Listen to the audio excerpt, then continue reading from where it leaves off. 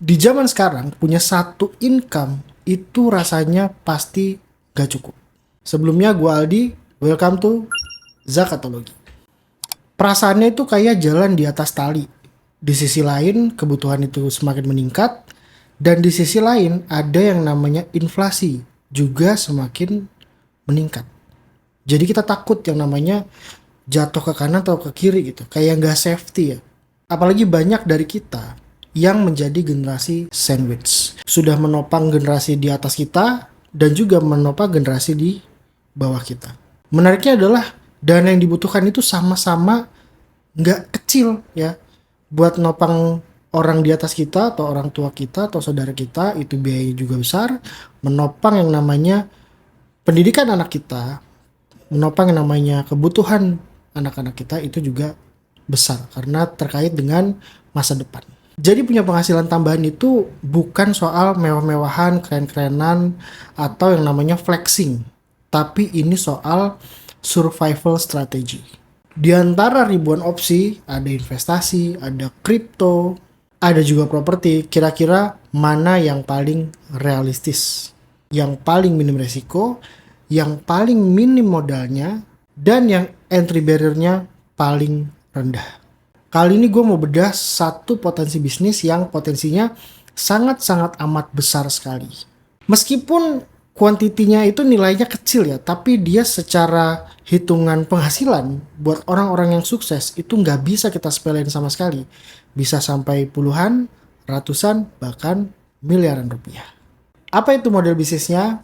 Subscribe dulu Zakatologi. Model bisnisnya adalah affiliate marketing. Sederhananya model bisnis ini adalah afiliasi atau bisa dibilang adalah makelar digital ya. Jadi kita beli barang dari seller, lalu kita promosikan, kita ada menaruh link produk kita di situ, di postingan kita, di konten kita, dan ketika ada orang beli melalui link di konten kita, maka itu jadi profit. Simple banget caranya. Lo misalkan suka sama satu produk tertentu, dan habis itu lo beli produk itu, lo pakai, lo di sini udah rasain manfaatnya, lo jadiin konten, habis itu lu daftarin akun lu itu sebagai akun affiliate ya.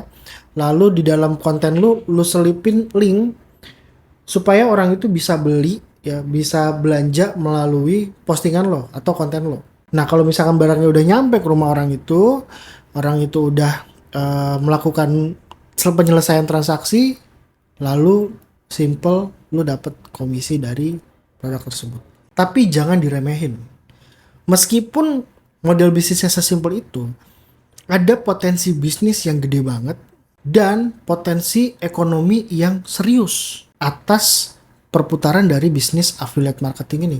Karena rata-rata dari platform-platform yang menyediakan fitur affiliate marketing ini, dia bisa ngasih komisi dari 1 sampai 10%. Atau bahkan ada yang 15%.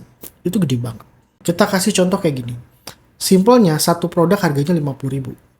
Komisinya itu sekitar 8% ya, atau flat lah 10% aja. Dari 50.000 komisinya itu 10%, berarti 5.000 untuk satu produk yang terjual. Nah, misalkan dari satu produk itu terjual sekitar 1.000 pieces selama 1 bulan. Maka kita dapat berapa? 5 juta. Ya, kita kerjanya ngapain? Mereview produk-produk yang kita pakai dan supaya audiens itu tahu manfaat apa yang kita dapatkan. Sesimpel itu.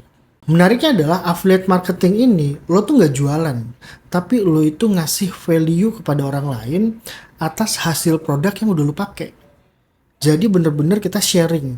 Sesimpel kita sharing aja value dari produk yang kita pakai itu apa, sehingga kita bisa memberikan influence atau pengaruh dan juga trust kepada audiens kita. Yang paling simple adalah kita milih market yang potensial. Market yang paling potensial di sini adalah perlengkapan-perlengkapan atau produk-produk yang sifatnya itu muslim. Kenapa begitu? Karena sudah jelas masyarakat di Indonesia itu mayoritas beragama muslim. Dan di sini gue mau kasih pilihan ke lu semua 5 potensi produk-produk apa yang termasuk ke dalam fast moving. Jadi dia perputaran produknya itu cepat. Sehingga ketika lu menjalankan affiliate marketing, lu juga pakai itu, dan sesimpel orang juga banyak yang pakai. Yang pertama adalah modest fashion. Modest fashion ini termasuk ke dalam bisnis yang perputarannya itu bisa triliunan rupiah, terutama pakaian-pakaian muslim. Selain daripada kita memakai pakaian tersebut ya, dalam konteks kita membuat kontennya, kita bisa membuat yang namanya value proposition. Value proposition yang kita tampilkan ketika kita menjual modest fashion ini adalah kita sebagai konsultan fashion tersebut. Jadi kita bisa memberikan cara bagaimana mix and match fashion tersebut ya, warnanya atau yang namanya tuh model bajunya, namun dalam konteks yang syar'i. Nah itu dari sisi fashion. Selanjutnya yang kedua adalah perlengkapan ibadah.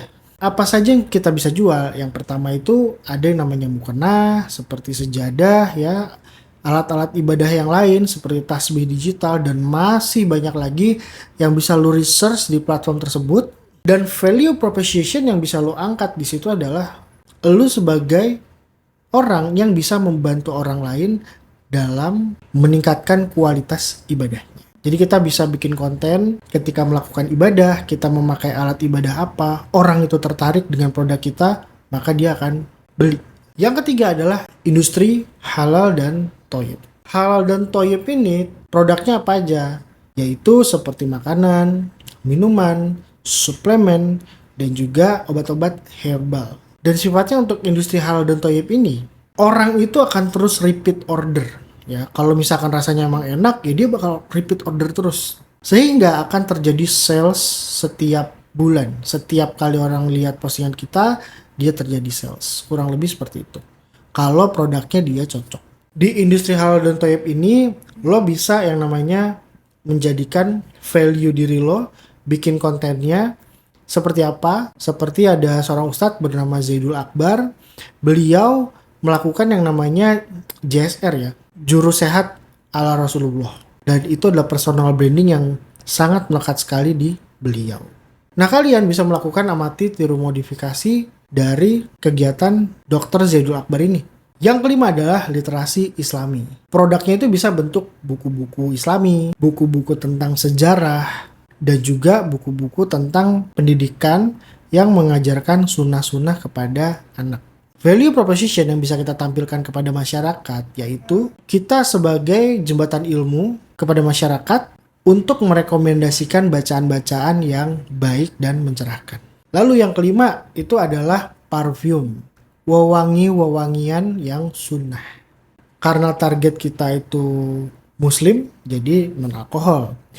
Nah di sini kita bisa lebih mudah karena apa, dia lifestyle sehari-hari. Misalkan produk itu kita beli, lalu kita kontenkan aktivitas kita sebelum berangkat sholat Jumat, ini khusus laki-laki, dan kita memakai wangi-wangian itu. Ya, kita posting dah, kita perkenalkan kita pakai parfum apa. Sesimpel itu kita bikin kontennya. Dari 5 industri tadi, kuncinya itu satu. Kalian cukup kuasai, satu aja mau pilih yang mana, sampai dalam, bener-bener dalam untuk menguasai itu. Terus kalau misalkan udah tahu produknya, udah tahu industrinya, sekarang gimana cara mulainya? Cara mulainya itu cukup 3 langkah aja. Yang pertama adalah aktivasi. Pastinya kalian harus daftar yang namanya diri kalian, akun kalian di sosial media. Terutama ada platform, di sini ada TikTok, ada Shopee, itu yang paling umum banget. Supaya apa, kalian terdaftar sebagai affiliate. Caranya gampang, tinggal kalian ketik aja nih di kolom pencarian cara registrasi affiliate marketing di TikTok atau di Shopee. Simple banget, cuma kayak gitu aja. Nah, syaratnya cuma satu, kita jangan males. Karena ini adalah step yang paling membosankan. Karena ada persyaratan-persyaratan yang harus dipenuhi sampai dengan kita bisa berjualan. Oleh karena itu, dengan kalian mendaftar, itu sudah menjadi gerbang utama untuk mencapai kesuksesan di affiliate marketing ini. Yang kedua adalah kurasi produknya. Kalian suka yang mana, pilih satu industri, lalu kalian beli produk itu, kalian pakai ya. Setelah affiliate marketingnya syarat sudah terpenuhi, ambil linknya dan jangan lupa masukin ke postingan kalian. Jadi di sini kuncinya untuk yang kedua ini kita harus pakai dan membuat konten tentang produk tersebut. Nah, tadi yang kedua itu udah buat konten, yang ketiga ini adalah distribution konten. Setelah kalian membuat konten, ini konten mau didistribusin kemana? Ke platform mana? Apakah ke TikTok, apakah ke Shopee, atau ke YouTube, atau ke Facebook, atau ke Instagram. Distribusikan sebanyak-banyaknya. Dan yang paling penting jangan lupa itu mengatur jadwal kerjanya kalian. Kapan kalian harus produksi, kapan kalian harus posting, kapan kalian harus merencanakan hari ini mau posting apa, itu juga harus diatur. Supaya apa? Supaya konsisten.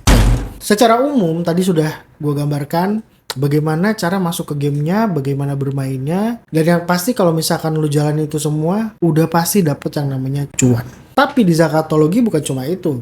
Ada level di atasnya lagi dibandingkan kita cuma sekedar making money aja. Yaitu bagaimana setiap detik yang kita habiskan untuk menjalankan affiliate marketing itu, setiap kali kita mendapatkan komisi, kita juga mendapatkan pahala.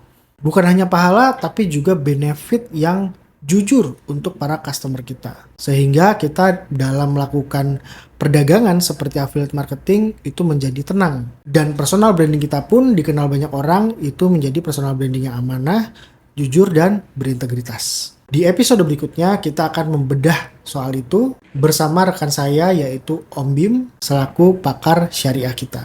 Episodenya yaitu adalah 3 prinsip amanah menjadi affiliate marketer. Jadi silahkan kalian bisa tonton episode berikutnya. Kalau kalian suka dengan episode ini, silahkan subscribe dan follow Zakatologi. Dan kalau misalkan ada masukan, kritikan, dan lain-lain, silahkan tulis di kolom komentar di bawah. Salam Zakatologi.